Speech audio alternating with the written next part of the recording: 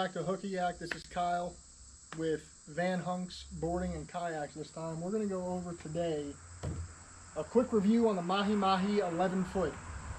I'm going to do my best. We're outside. I'm going to try to give you guys a quick review on everything in regards to the gear I use with it, some of the features of this boat, what sets it apart really from a lot of the other fishing, angling kayaks that are out in the industry right now, and what I enjoy about it the most. So Vanhunks has become my brand. I'm part of their pro staff, and I love both of the kayaks I have from them, both the Mahi at 11 feet and the Manatee at 9 feet, both for different reasons. But we're going to go through this today. This is my main tournament boat, and we're going to take a look at some of the features, and we'll go through each and every one of them and kind of give you guys an idea. If you're looking for an entry level and above, okay, because I would put this definitely in the above category, something with a lot of features, a lot of bells and whistles, and a lot that you can do with it once you purchase it without breaking the bank, this is the kayak for you. Hands down. It stacks up with the best competition there is out there as far as some sort of pedal drive boat, and this one does it a little bit different. All right, so we're going to start with just kind of like a general overview of what this boat has. This is kind of the profile at 11 feet long, 34 inches wide, and don't mind us being on a bit of a slant. My yard is nothing but a gigantic hill, so we're gonna work through it. Starting at the front, okay. One of the things I like that you have built-in handles in both the front, and there's one molded into the rear, which is huge for trying to pull this thing up onto shore. It doesn't have the floppy T-handle. There's something actually molded in. You have a storage compartment up here, bungee cords that come with it. You could fit pretty much anything here, but what I like the most about the front end of this boat, this is your mount for your transducer, okay? So underneath, there's a black grate. You drop the screws out. You can mount your transducer in there. It gives you plenty of space to get it on, and then you just fish your wire up through, and I have it coming through this other pre-drilled hole, and it runs straight to where my fish finder would be, okay? Now, from there, working your way back, okay, it comes with this nice deck matting, gives you a nice stable surface. This is an extremely stable boat. If you guys are looking for something that you can stand up and fish in all day, I stood my way down the Youghiogheny River in Pennsylvania with zero issue. We took the boat down, I floated 9 miles, and I stood for any portion that wasn't super shallow, or if I hit a rock I could tip, or somewhere that was dangerous to stand. If it was open water, I was up and I was just standing fishing the bank with the current. So moving back a little bit, and this is one of my favorite features on this boat. So you're thinking a river, you're in maybe a foot, maybe less than a foot, maybe 2 feet of water, right? For lakes and big bodies of water, you have your pedal drive. I actually have right now my fin drive system in here, okay? So this locks in nice and tight. There are these really nice metal clasps that snap in there, so you get nice, tight, secure, you're not wobbling. And this is the fin drive system. Now, should you want to switch it out, one thing cool that Vanhunks does, they make a propeller drive for this. So if you're looking for something different, or you don't like the fin drive, okay, you don't like this action, if you want a prop drive, you can get a prop drive for it, where it's more the bicycle and the fan that rotates like a true propeller. You can go that route. So you get both options. Now for me, when I was on the river, before we get that far, let me say this. Once you do the prop drive, right, we'll touch on 2 things at once. You do the prop or the fin drive, you have your handheld rudder system right here. You flip, and it pulls your rudder in the back, which I don't think you guys can see, but your rudder is in the back. It flips based on your hand movement. Say you're going into a river, something shallow, okay? You simply pull your tabs, right? Your entire box, fin drive and all, lifts out. Set that here for a moment. And they will actually send you, when you purchase this guy, your toolbox that drops right in. All right, so you can, and this is actually, wow. Let me slide this guy up out of the way. There we go. So, trying to do this with one hand is tricky. So you drop your toolbox in, right? Toolbox fits right in.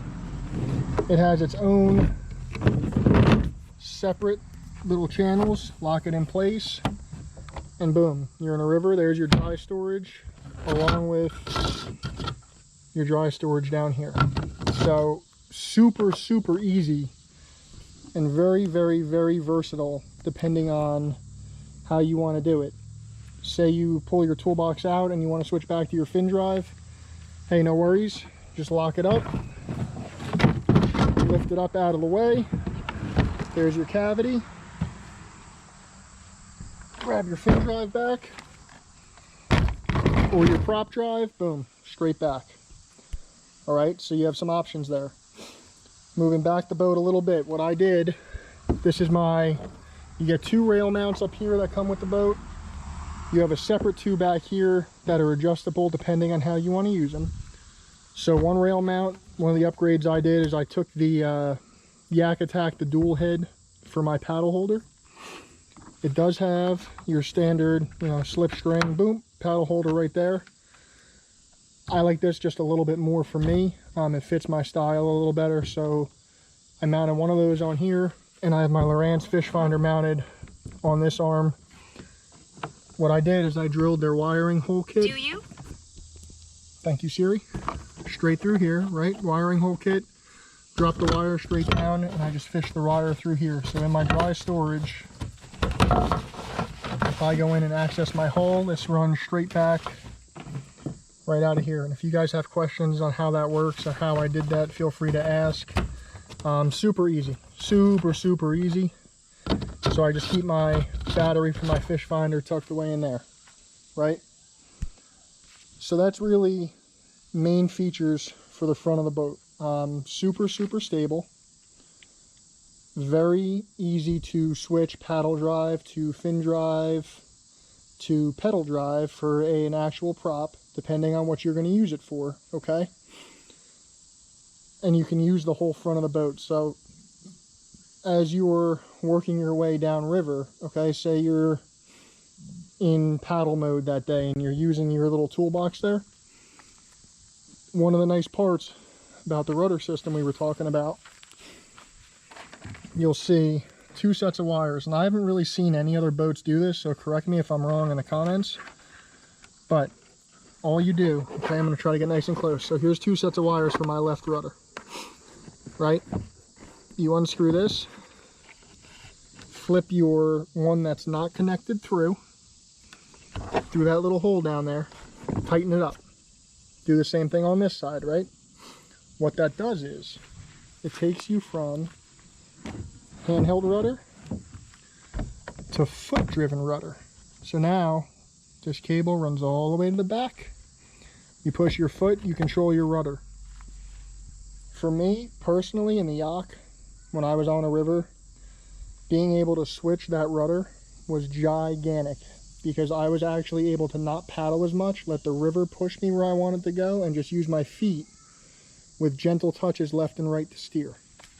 So huge advantage being able to switch, and Vanhunks really thought of everything, switching from, you know, hand driven to foot driven for both steering and propulsion.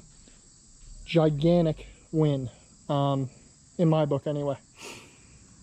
Moving back a little further, their seat, deluxe aluminum seat, super comfortable. When we're fishing tournaments for the kayak anglers, this is gigantic. This is 8 hours straight of me being on the boat. It's nice because you can sit or stand in here. I can't say enough about the seat. I like it. I don't use any extra padding. Super comfortable. Cool feature. Say you want to use this more as like a SUP, like a stand-up paddleboard. All you do, reach back, right? Loosen your strings up all the way on both sides, and you can lay your seat literally dead flat. This can also flip up out of the way. You can fish off the back deck if you choose to do it that way. you have so many options. It's all adjustable down here. Okay, you got 2 adjustments. Unscrew one just a little bit, unscrew another just a little bit. Now this whole thing slides on the track. You want to slide it up, you want to slide way, way back. You have plenty of options. Personally, I like to sit somewhere right in the middle. It gives my legs enough reach, but it gives you more than enough play to comfortably reach your pedal drive from your seat and to make everything work correctly. Back here, you have 2 different tackle box holders. Okay, you got one down here. I use it for soft plastics, so what I'll do is when I'm fishing a tournament, I'll show you guys real quick. I'll grab, you know, say I'm throwing the stroker craw that day from 6 cents. I will pack this full of my soft plastics on this side. On this side, I might have a smaller tackle box that fits in there nice and tight, and that way my stuff's on hand for what I'm using immediately.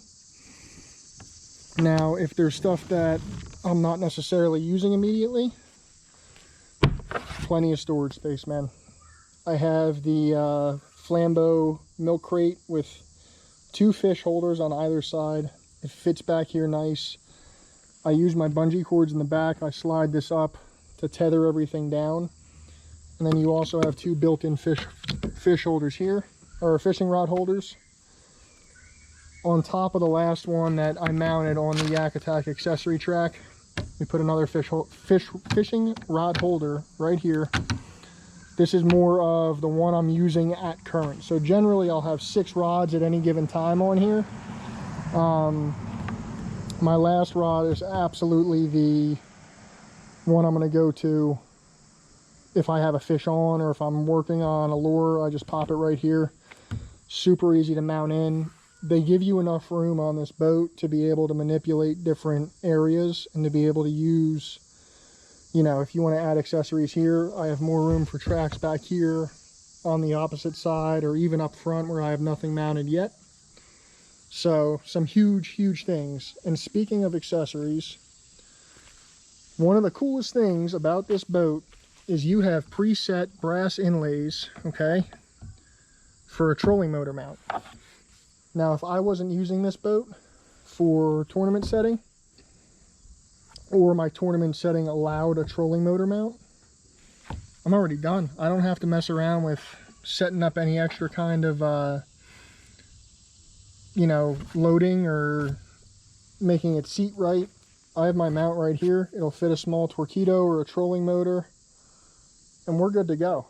Realistically, for a tournament setting, there isn't a scenario that I can't confidently take this boat out in. At 11 feet, it fits literally everywhere I need it to. Okay? I can get it into every little nook and cranny. It's stable. I can get up on it and stand on it without any kind of problem whatsoever. You have the options of fin drive. You have the option of propeller drive. You have the option of just using a straight paddle. They send you the toolbox with the kayak if you want to use it as a paddle drive and you want to use just your arms that day. Gives you a bunch of extra deck space. And when I stand up, what I'll do is I'll kick my fins parallel with the bottom of the boat. It'll let it coast over very shallow water, and I'll have extra room to work. You can stand pretty much anywhere on the deck without any issue. No rocking, no stability questions, and you get a built-in cup holder. So overall, that's my review, man. Until next time, guys, we'll catch you later. I'm going to go get ready. Tournament this weekend is at Yellow Creek, so stay tuned for the Kayak Angler of the Year tournament coming up. It's number 4 on the season. I'm going to go get this boat cleaned up. Until next time, tight lines.